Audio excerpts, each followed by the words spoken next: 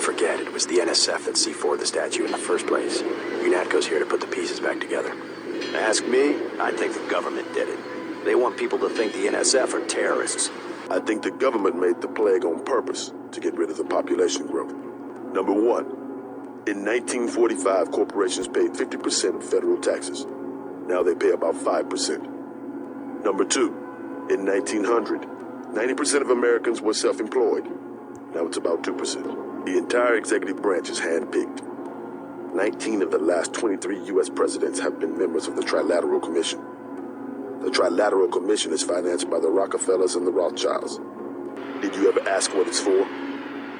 The surveillance, the police, the shoot-on-sight laws. Is that freedom? The more of us you kill, the more that secessionism lives in the hearts of the people. Ever wonder why big car companies pay 2% tax while the guys on the assembly line pay 40%? Corporations are so big you don't even know who you're working for. That's terror. Terror built into the system. Need I remind you that in the case of a national emergency, FEMA has a list of 6 million Americans who will be transported to detention centers? Your tabloids call it RX-84. Yeah, including the President, Congress, and the Supreme Court. In my position, I find it very easy to add names to that list.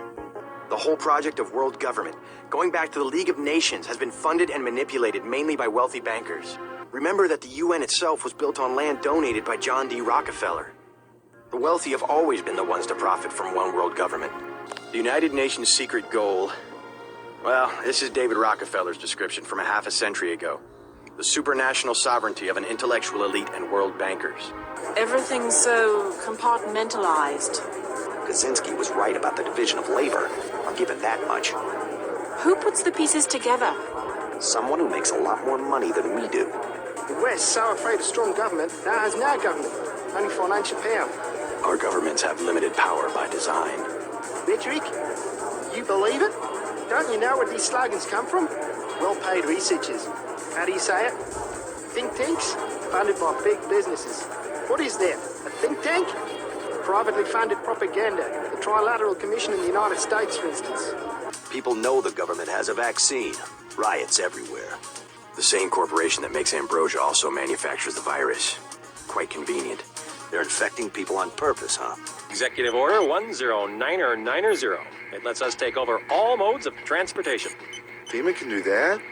If the President declares an emergency, Executive Order 10995. We can take over the media. All of it? Any and all. Executive Order 10997. We can take command of natural resources. RX-84. What's that?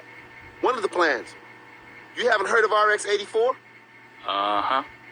FEMA takes over the highways, police, airports, media, the armed forces. But they still report to the President, right? Not until the end of the emergency. That's for efficiency. Also, they have plans on the books to arrest 5 million Americans the day the emergency is declared. Terrorists? Immigrants mostly. But also anyone the FBI has been watching. I have seen it since I was a girl, the plotting and scheming of corporations to make Europe into one big country with no separate languages, cultures, or tastes. It's more than Europe they plan to unify. Some people just don't understand the dangers of indiscriminate surveillance.